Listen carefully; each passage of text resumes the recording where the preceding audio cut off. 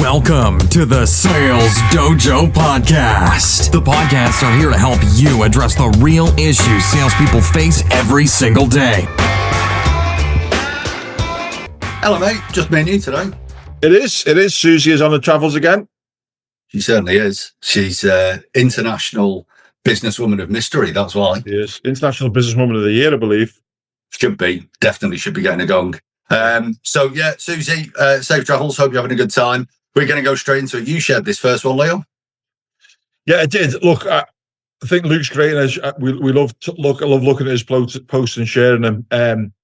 But he started it with is it called a hook? I've started thousands of cold calls this way over the last decade, and I was like, brilliant.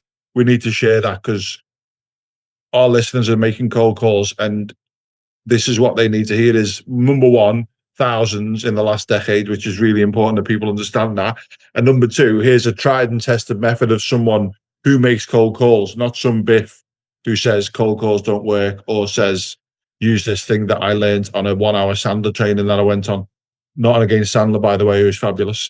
So yeah, Luke starts by saying, I've started thousands of cold calls this way over the last decade. CEO, CFO, VP, manager, industries, same pattern. Sometimes they hang up. Most of the time they listen. Why? Because the opening doesn't sound like a cold call. It breaks the pattern. You've talked about pattern instruction. I think you were even tagged in the post a little bit later on, Chris. Person on the other hand is expecting a pitch. They're not expecting honesty, curiosity, or something that makes them think interesting, go on. I'm not a psychologist. I don't claim to understand the human brain. I just spent years listening to what happens in the first 7 seconds. And one thing is clear. People don't hate cold calls. They hate predictable ones. And I think you will famously always say people don't hate cold calls. They hate crap cold calls. And this is true. So yeah, he gives a breakdown, which is, something that our listeners can use. So it is, hi, Bill, start with their name, which is always handy. We've not spoken before, so it disarms them by being honest. But I was hoping you could help. It appeals to their helpful side and lowers their guard as they're more inclined to hear you out if they think you're going to help you. Is now a good to speak for a moment. It puts the ball in their court and gives them the power to accept or decline, and then a pause. And I like the simplicity is. I know you talk a lot about this kind of stuff a lot of the time. I've been on courses of yours myself when you've talked about it. And I know you also had one of your fanboys tag you in the comments as well. So I'll be hoping you give them a shout out and give them the nod. When I read this, actually, the other thing that I remembered was I was doing some work with Gav Sherritt. Oh, yeah. On the AI activator. And one of the boss things he does on that is obviously one of the boss things is he gets me in to do a little bit of a session with the people who are doing it. But he does some AI stuff and then gets them to do some cold calls. And one of the things that we talked about loads with young people, the students who were doing it, was they felt a bit icky. They felt that, I don't want to do it, I don't want to say it. And I was like, okay, why do you think that is? And they were like, because I'm phoning up and saying I'm doing a survey, or I'm phoning up and saying it's not a cold call. And the big thing about being honest about this kind of stuff is it stops you feeling bad about it. Because if you phone someone and go, do you know what? We've never spoken and you probably want to put the phone down, it completely disarms everybody in that conversation. So one of the things I like about this approach is actually that it makes you as the caller less likely to feel a bit awkward about calling people. But I love your thoughts, comments, and violent reactions. Big shout out to Eric there with the violent reaction shout. Oh, Eric. Wonder how he's getting on. If you're listening, Eric, hope you're well, mate. Yeah, I love the fact you referred to Russell Murphy as Murphy's a fanboy as well. He'll love that. If you're listening, Russell, I'll give you a shout. You know what? Genuinely, Leon, I've not got a lot to add. It's simple. Is it exactly what I do? Maybe, maybe not. I don't know. But he said he's used this over years, thousands of times, and it works for him. That's all you need to know about a cold call opener. There's so much arguing into an empty box, isn't there, about cold call openers on LinkedIn? It's quite simple. Does it work for you? Right, do that then. There's a million different ways of doing it. Don't get hung up on whose way is the best. The best way is the one that works for you. Things I really like about it, it's simple. What does that mean? It's repeatable. Like, if it works and you can repeat it, you've got a magic formula there, haven't you? Just go and press that button lots and lots and lots. Yeah. I'm a big fan of the second line that we've not spoken before. It's giving context to the call. When somebody answers the phone to a call they weren't expecting, to somebody they don't know, Their brain is desperately searching for context. Should I have been expecting this call? Do I know this person? What the hell is this about? Give the subconscious brain that context straight away. Listen, you weren't expecting this. We've never spoken before. I'll get to the point. Oh, okay. I don't need to predict what's happening next. It's all there. And as you said, Leon, it's totally honest. It's very hard to argue with somebody who's just being completely honest. And we've got that bullshit detector, haven't we? You know, oh, I've got a technique. I've got a whatever. Well, people just sniff this stuff out 1,000 miles away. We discussed quite a lot recently, haven't we? Urgency. How do I create urgency? And it's the same thing. You're just talking bullshit if you're creating urgency, and the brain picks up on that and puts you in the bin. Same with your call opener. So, yeah, Luke, well done, mate. And you know what I'd love, Luke? I'd love you to record yourself using this in a real call and put that on LinkedIn. That would be really cool. I'd get on board with that. It would be, boss.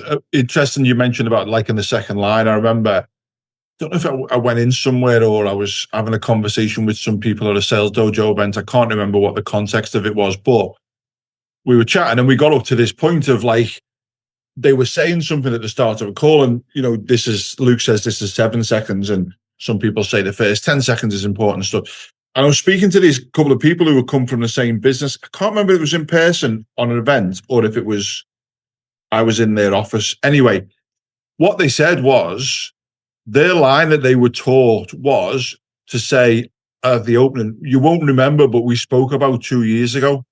And I was like, is that even if you've not spoken to us? Like, yeah, because then we were told that this will disarm them and I was like, all that happens as soon as you say that is they start thinking about, don't remember speaking to them 2 years ago. Who was it? When was it? What did I say? And they won't listen to anything you say if you get past that point. So it's really important, I think, to think about that second line of being honest on it is not to think you can be smart with that point and go, listen, you won't remember, but we did speak 3 years ago, because people don't remember anything. It's like that, you know, pink elephants thing, innit? People don't remember anything that's not relevant, but as soon as you say something, they're like, oh, what? When was it? I can't remember. Yeah, and you've started the call on an outright lie. Yeah. To me, it's if you're going to interrupt somebody, there's got to be a narrative. I've always said it's dead simple. There's got to be a bloody good reason for interrupting them, like an intriguing reason, something that makes them think, oh, I'll give this 30 seconds. You've got my attention. Not, oh, what I was doing before I answered the phone was far more valuable than listening to this biff, because then they've been you off. Just create a really genuinely interesting reason. And those are usually about them, their industry, their business, their problems, their needs, not you. This is where I hear so many cold calls fall down is, oh, I was wondering if I could have 5 minutes because I wanted to introduce myself. Or you want to phone a stranger up to talk about yourself. You flipping narcissist. Like it's, so yeah, I like this. Jury's out on the last line for me. It's now good to speak for a moment, but it works. That's cool. I'm going to be indifferent on that one. Fair play. Well done, Luke. Love that. Oh shit, I'm in control today, aren't I? You are the boss today, Chris. I'm the boss today. I've got the decks. Yeah, I'm never going to get that job at BBC Radio, am I? Next post, I think I shared this one. David Chevalier. I believe you did. I think this was me. David's CEO at Surf, with an E on the end, building the world's most powerful prospecting... ... David, if you're listening, thanks for sharing this. He said, the reps who kept dialing through 48 rejections won today. Talent is overrated in sales. I've watched gifted reps get outworked by people who are just willing to dial every day through the bad calls, the weeks where nothing lands. A lot of people quit cold calling, right when it starts to click. One rough patch, they decide it doesn't work. The ones who stay on the phone stop sounding nervous and build a feel for it. You only get from reps, as in repetition, not sales reps. I know it is the most boring advice in sales, said David, but it bears repeating. Just keep showing up.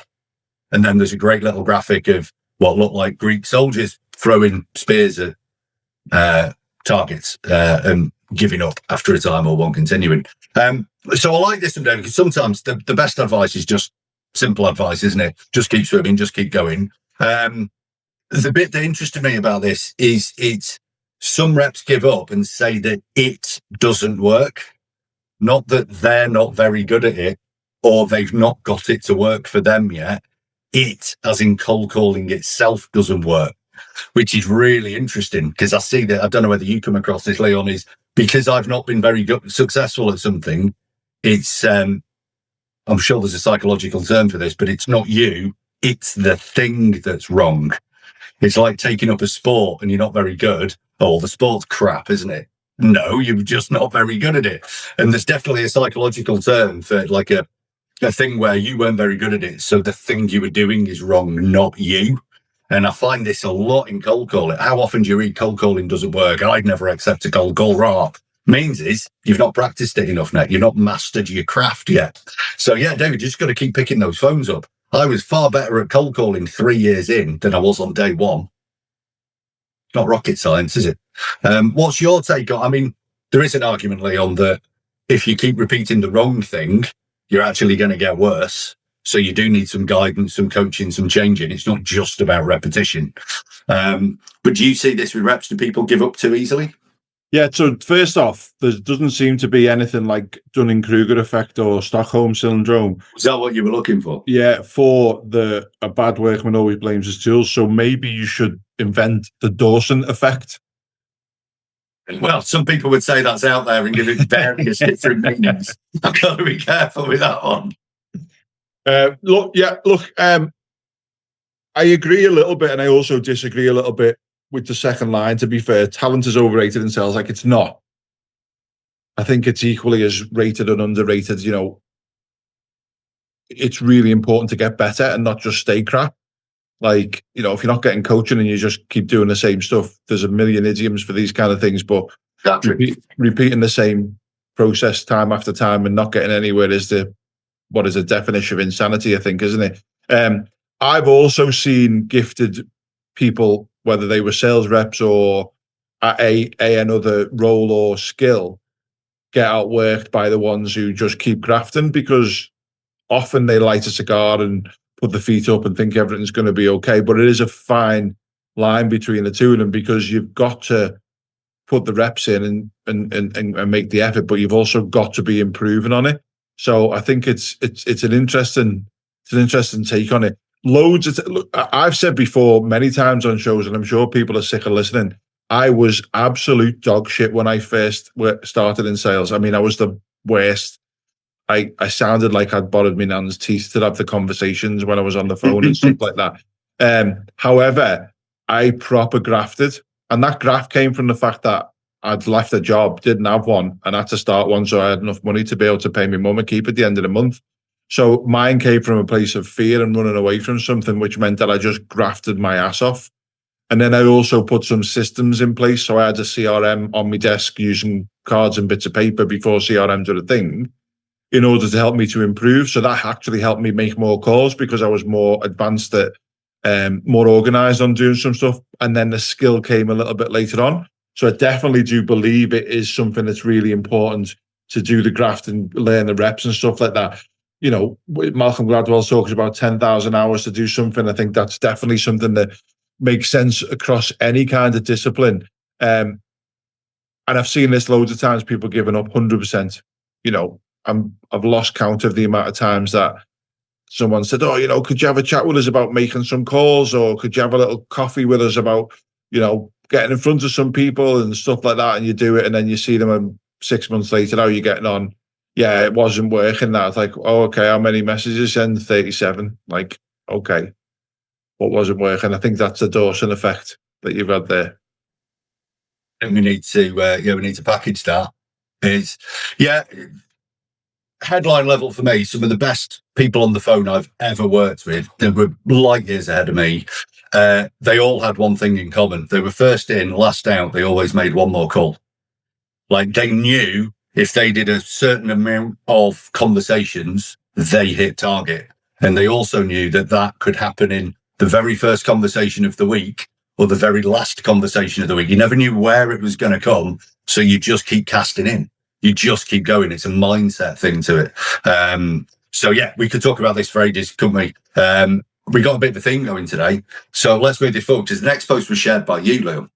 Yeah. And in all honesty, the reason why I shared this was just to let people know that this is an actual fact. And, we've all seen that fake infographic. The first person says no and second person says no, and then it's after 12 knows that people actually get some stuff done.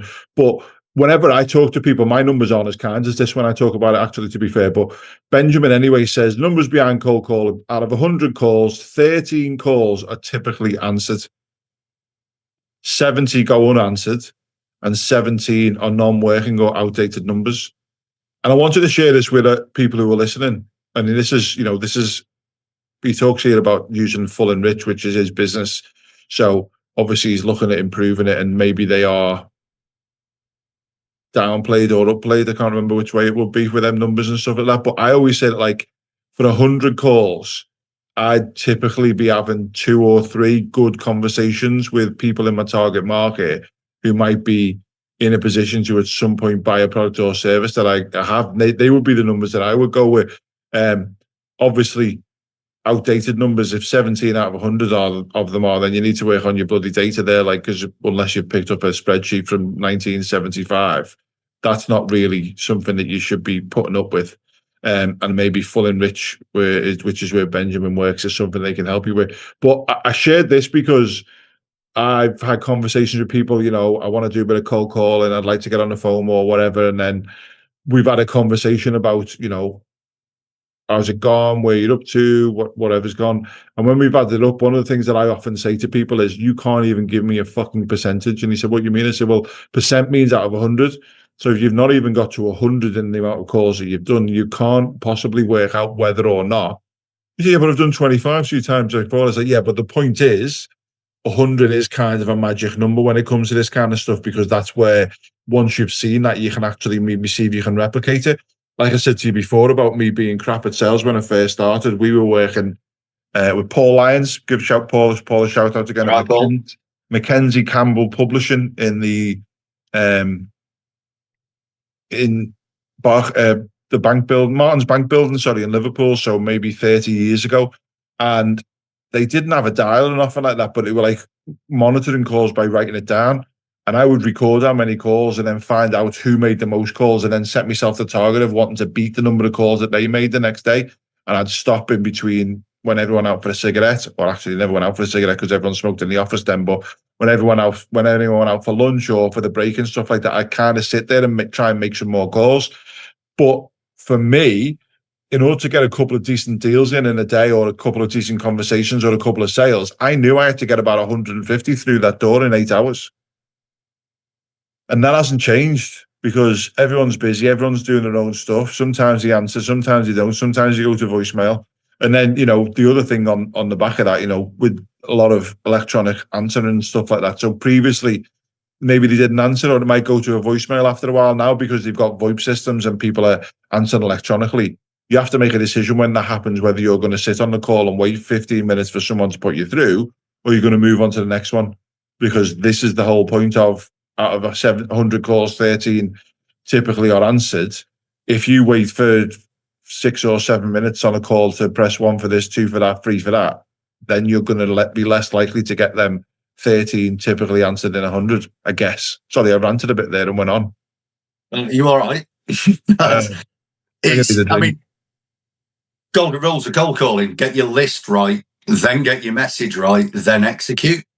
And it doesn't matter how great your message is and how good at calling you are, if you phone in people that don't answer the phone, or wrong numbers, outdated data, irrelevant people, then you're not going to get anywhere. So, in the modern world, you've got to put a lot of focus onto your list.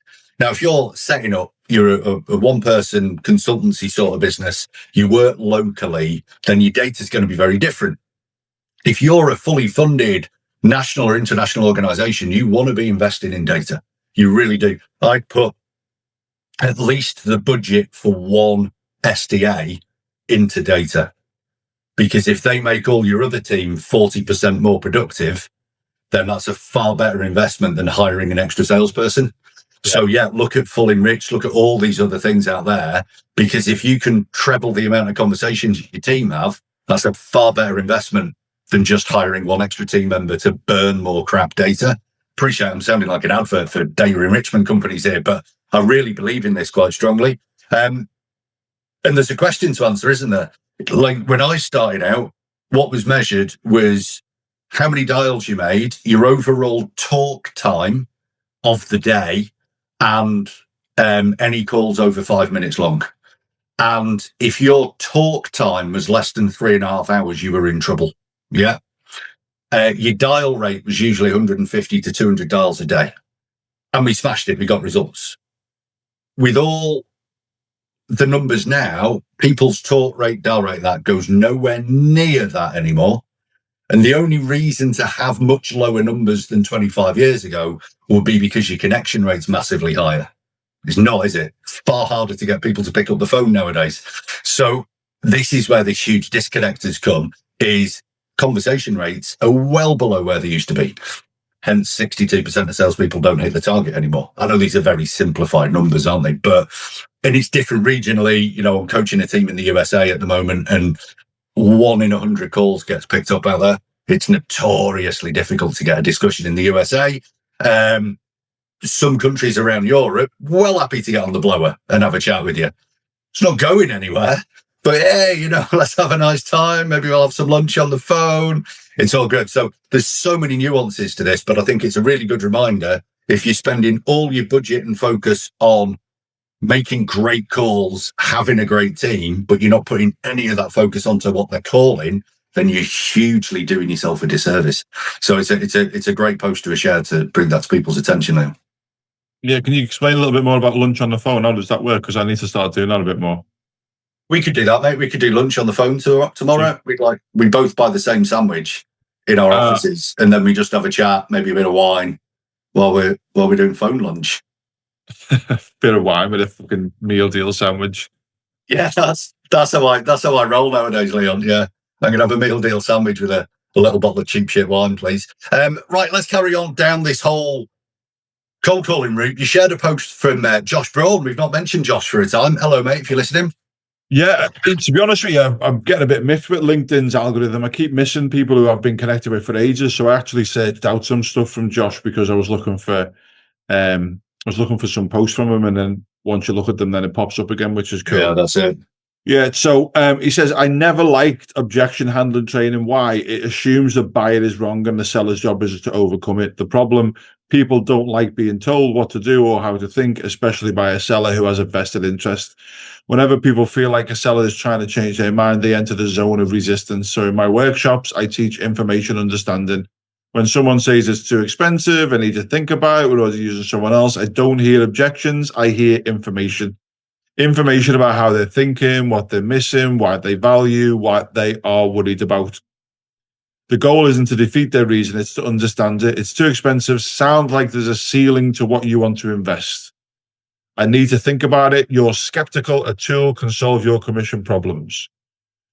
We're already using someone else, that's okay. I'm guessing what you're doing, what you're using is working perfectly. Once you understand someone's thinking, the conversation changes. Stop trying to handle objections, you start understanding people. And then he says, inspired about selling without pitching in the workshop here. So if you like what Josh has put, find his post and you can find out some more information on the workshop that he does. And the reason why I shared this one is I was looking through a laptop because I had loads of memories used on my laptop. So I was trying to find something to delete, and I found recordings that we did in 2017 and 2018. Oh, we were just kids. When we were footloose and carefree. And one of the things that we talked about very early on in recording the podcast was about instead of calling them objections, call them requests for more information. I think I said, or you said, I can't remember. I was listening to it briefly until I felt like peeling the skin off my face because I heard the sound of my own voice on a podcast. But yeah, and this is why this popped up for me, because when anyone says how to handle objections, it feels like a rugby tackle. Yeah. Like it feels like you're going to do something and throw it back at someone. And this is what I've always thought in terms of handling objections whenever people have talked about it. Like, it's just a request for more information from a client. Like, that's all they're asking for. If they say, no, I don't want to buy this, that's not an objection. That is them saying, no, I don't want to buy it. And if you set it up for them so that it's dead easy for them to be able to say that and feel comfortable, you'll probably not get the wonky objections, I would call them, which is like, I need to speak to my partner. And I remember training people about need to speak to my partner by saying, okay, I've got my phone, let's get them on the phone and speak to them now. Like, whoa, what the hell was that? Great. Yes. Yeah. But yeah, look, I think the analogy that I've always used on this is when you get that objection or whatever you're going to call it pop up, imagine yourself on the other side of a fence from the prospect with a beautiful meadow behind you, which is the solution that they're going to get. And they're on the other side of the fence, and you can start telling them why they're wrong for this thing, or you can jump over the fence, put your arm around the shoulder and help them to see how lovely that meadow is that's behind you. And that's what I always think of when it comes to objections or having an objection or a question is you need to put your arm around the shoulder and help them to understand it. That's all it ever is. Yeah, I mean, it's a debate as old as it gets. I'm running a workshop down in London later this week, and part of that is it's not necessarily objection handling, but a lot of the barriers to success that they hear from customers and what do we do. And I've analysed lots and lots of sales meetings and the salespeople and that, and it's the classic defence mechanism is triggered. So they hear what they perceive as an objection.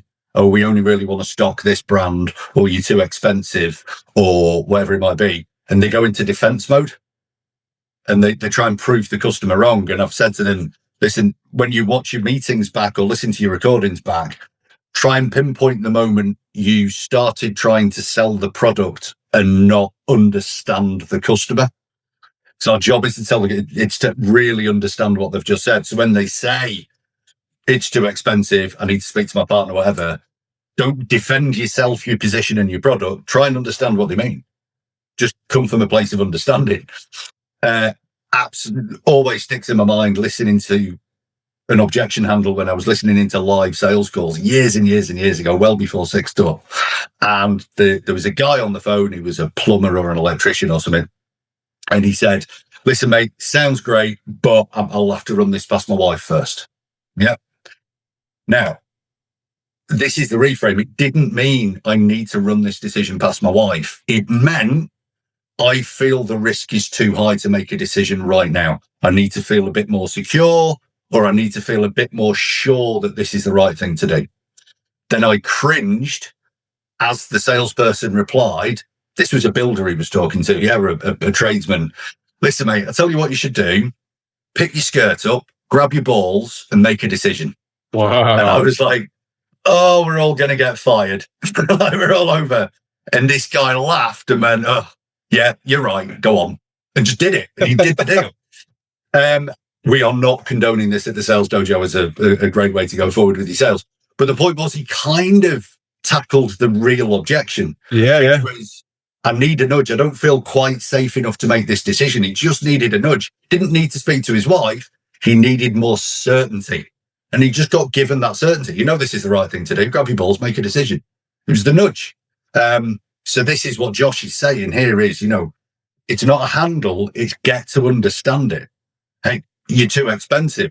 Okay, sounds like you're comparing us to something else. Or was this not the budget that you had in mind? Tell me more about what you mean about that. Just be curious. What do those salespeople do?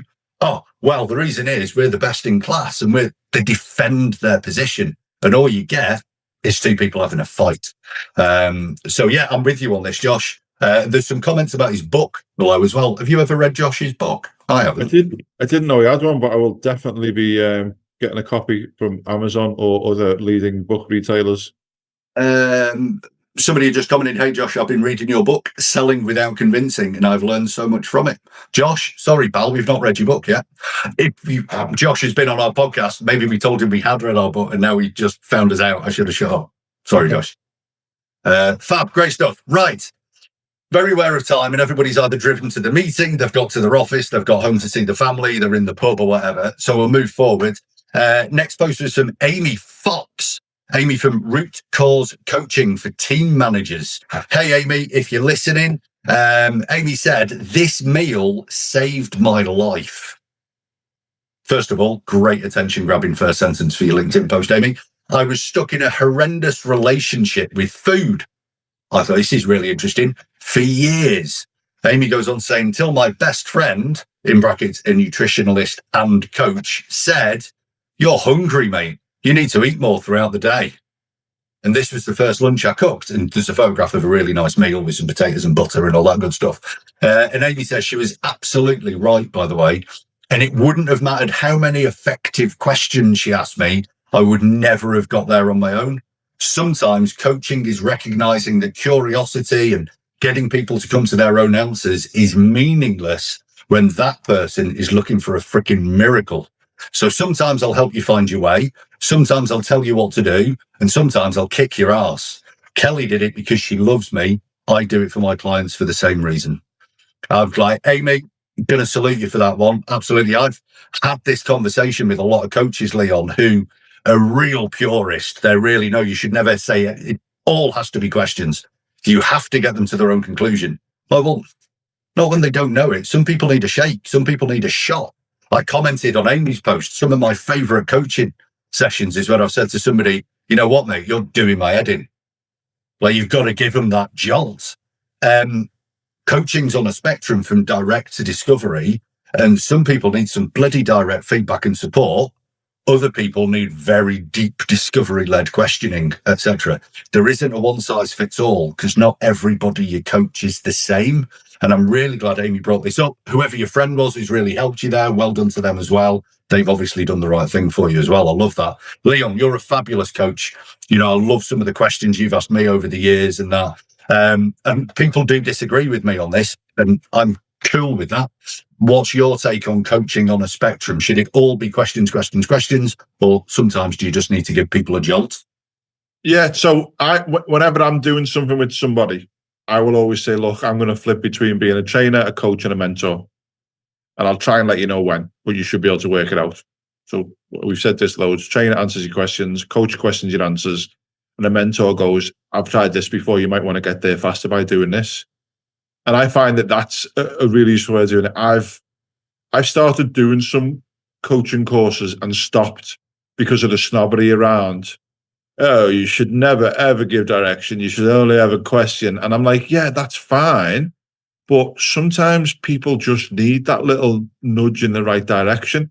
Like, you know, sometimes you can ask a question and then you can go, and how's that working out for you? And they go, fuck yeah, it's proper not, is it? I'm like, no, it's not, man. And then they might say, oh, you know, what do you think you should do? I'm like, well, what do you think you should do? But if you get into a situation where you just keep asking questions and never tell anyone anything, then it gets awkward sometimes where it's like, well, what do you think you do? Or what do you think you do? Or what have you tried in the past? And like, it becomes an impasse. So you've got to be different with different people. And I agree. I mean, I'm not sure if quiche's the first meal that I ate when I was doing something. For those who are listening and not watching, there is a bit of quiche, some boiled potatoes, and a bit of lovely looking slaw is the picture that Amy shared.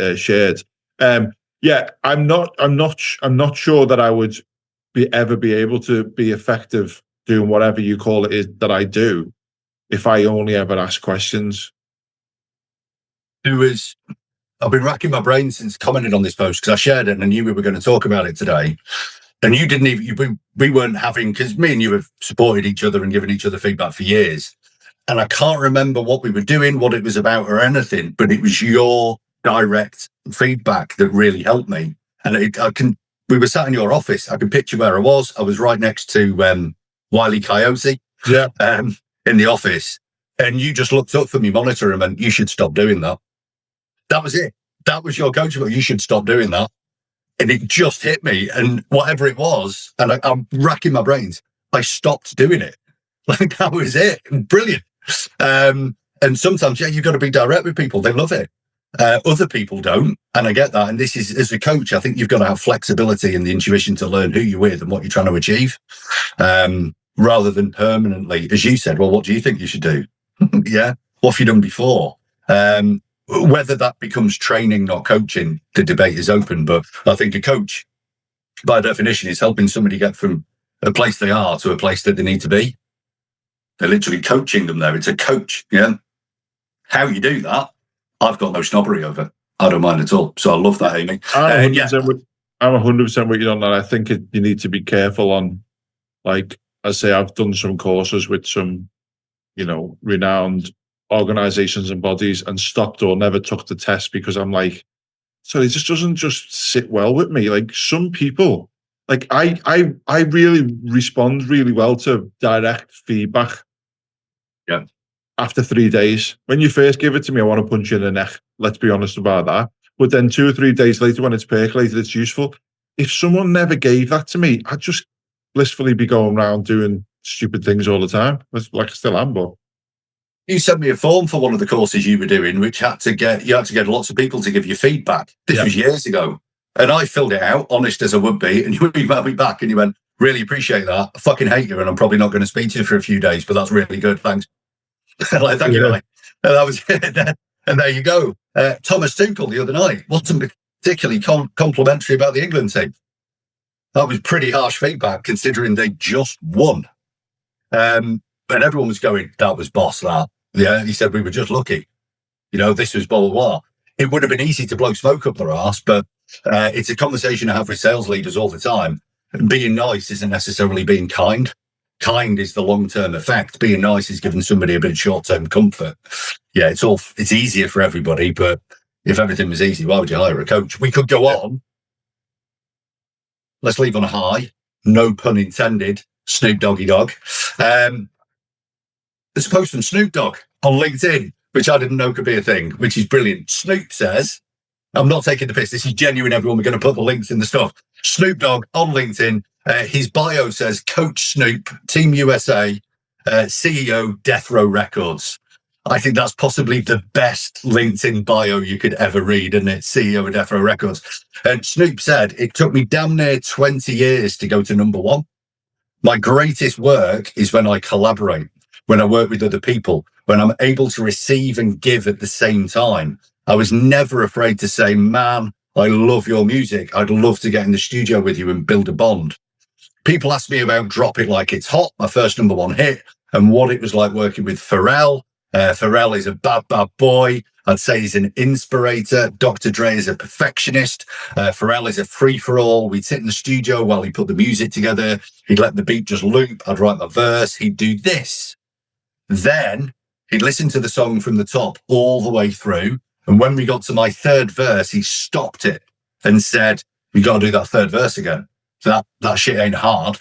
So I scratched the whole third verse and came up with a new one. People ask if I got pissed off. This is what you were just saying, Leon, yeah? And Snoop says, no. You listen to him. I'm coachable. If you can't be coached, you ain't going to be shit. Snoop, wise words to end in there. One, it stood out because it's Snoop Dogg on LinkedIn. Brilliant. But I think it's wrapped up in how he talks. Some very, very genuinely good advice started by yourself just then, Leon. Of course, it hurts sometimes, that feedback. Take 3 days while I want to squeeze your neck, but then I'll do something with it and it's really valuable. One of the biggest barriers to success is not being able to take feedback. You're going to take it emotionally. You're a human being. It's going to upset you at some point. It's just information. Try and remember that. And being coachable will just accelerate your success massively. And hopefully somebody like Snoop bringing this up will get people to listen to this. And we get to tag Snoop on Twitter, which is Snoop. If you're listening, big fan. How are we doing? Leon, what are your thoughts on this? But well, my first thought on it is Snoop Dogg, if you're listening, is not something I ever thought I would hear us ask the question on the Sales Dojo podcast. But our people are reaching out to his people to get him on as a guest next month. So we'll cover that when we get to it. Look, I just mentioned it before. I still get miffed when people give me feedback because it should proper sting as far as I'm concerned. It's basically the information is something you've been doing is not what you should be doing. And no one likes taking that information. What I've learned to do is not to react. And I've said loads, and we mentioned Natasha all the time from SIA. Natasha is the most lovely, sweetest, gentle, kindest soul. She's just beautiful. She's lovely. And she gave me some feedback once, and I could feel the oil in my stomach burning and burning and burning. And I looked up and she was doing that lovely smile, and it was really helpful for me to go, yeah, I need to just relax here. And then over the next couple of days, I realized that actually some of the stuff she said was really good. But the initial point of receiving that feedback often is something that will make you jump. And what I think when Snoop says here, I'm coachable, I think that's how I've made myself coachable. Before I did John Haynes's courses, 7 or 8 years ago, Frankie would probably tell you that I was a dipstick and I wasn't coachable and I was that 80s sales manager kind of guy. But I learned to maybe control them emotions and get better at it. And being coachable is one of the most important things. I've said loads. Someone says to me about, working with this coach, I'm thinking about working with this coach, I've been approached by a coach. I would always say, who are they getting coached by? Because if they're not, if you haven't got this 360 of being coached and coachable and coaching other people, if this is not ingrained in everything that you do, then you're probably best not working with someone, because being coachable is one of the most important things I think you can learn, not in sales, not in sales management, just in life. Yeah, 100%. And it's almost an objection handle with yourself. Pause, count to 2, take the emotion out of it, deal with the information, and then get curious. Yeah. So somebody gave me some feedback and I got like, I want to give you a Chinese burn on your nose sort of feeling. So, okay, could you give me an example? Could you tell me more about that? How would that help me? Dig into it and you'll develop, man. You'll develop really quick. Here's advice nobody's asked for, but a really interesting situation I've had in the last couple of weeks. I do a lot of asynchronous feedback because the teams I work with are all over the world for different companies. Quite often we can't get on Zoom and have a chat. I will write their feedback or record a video and go like, hi, Carol, just watch what you were doing. Here's some feedback for you. And there was one particular instance I've had to give some pretty harsh feedback, some pretty direct feedback. They're so off the mark and what have you. And I recorded the video and I watched it back. I was like, this can't be done asynchronously. This needs to be a two-way conversation. Because if you give async feedback, written, a text message, a voicemail, a video, an email, whatever, that, just like all other messages that are not two-way, can be misinterpreted. You can really damage the relationship. So one caveat I put on this for you coaches out there, if you're giving maybe those kind feedback that does make it sting a little bit, where you can, do it in a two-way conversation. Don't just do it asynchronously, because it can be misinterpreted, misread. It can be watched again and again and again, and just keep that flame burning in people. Make sure you do it in a conversation so you can give examples, you can talk through solutions, you can use all your body language and your voice tone to show it's not a threat. This is just feedback to help you. Because I nearly tripped up doing that this week by sending a video that I shouldn't. Yeah, I walked away, 2 minutes, had a thing, came back to it, which I'm glad I did. The only other thing I would say on that while we're talking feedback is, like, you need permission to give feedback, whether that's you're in a coaching organization and it's agreed that that's what's happening. Don't ever just give someone feedback without the permission. Like, that's going to make them want to punch you on the nose even more. And be accepting that sometimes people don't want feedback at that point or at any point. Like Helen Tudor, I messaged her a few years ago on LinkedIn, said, can I give you some feedback? And she said no. And I was like, sound. And she's, we both gone on our lives. It was about a message that I'd received or whatever. But, it's really important if you go, here's what you should do differently, and someone hasn't asked or invited that information, then that's not really useful. But a line that I've often used is, can I give you a bit of feedback that might help you next time this comes up? That allows them then to be open to that conversation. But yeah, don't give feedback that people haven't asked for, because no one's interested in that shit. Well, it's advice that's not asked for, isn't it? It's like, it reminds me of a Harry Enfield character. Do you remember? Oh, it's only me. Oh, what you want to do is, and put your head right in the bin, sunshine. Yeah. Nobody wants that. Leo, big long recording today. Susie, hope your travels are going well. Snoop Dogg, if you're listening, give us a shout, pal. Loved your post and loved everybody else's post. We got a bit of a theme going today. We ended with talking about coaching. Coaching needs to be kind, not necessarily nice. Change your coaching style for the person that you're coaching, and be coachable. Be like Snoop. If in doubt, be like Snoop. Cold calling. Well, let's start right at the beginning with cold calling here. Have you got a great cold call opener? Is it repeatable? Is it honest? Is what we were talking about, because people are going to pick up on that bullshit. So you're going to open your call. We'll go straight to Josh Braun about, don't start fighting these objections. Don't handle them. Be curious about them. Hey, you've caught me at a bad time. Yeah, sounds like I have. Listen, before I go, can I just ask you 2 questions? just go with these objections, then get your list right. Don't just be dialing number after number after number, not getting anywhere when you're a great salesperson because you're a hidden talent that way. Really, if you're a business owner, invest in your data, make sure you're getting a good connection rate with the people that you want, and then just keep swimming. Just keep going. Most people quit just before they're successful, is what a lot of memes would like you to say. This has been Boss Leon. Loved every minute of this. Remember, if you like the Sales Dojo podcast, you listen to Twiz every week or the interviews or the book reviews, we'd love a review. Can you give us a little review on Apple or Amazon, wherever you listen? Click subscribe so you always get to know when the latest episodes are out. Maybe share us with one of your fellow salespeople, business owners or sales leaders. They might just learn something that helps them hit the target, earn that commission, and go and buy their new shoes. Cheers, Leo. Good to see you, pal.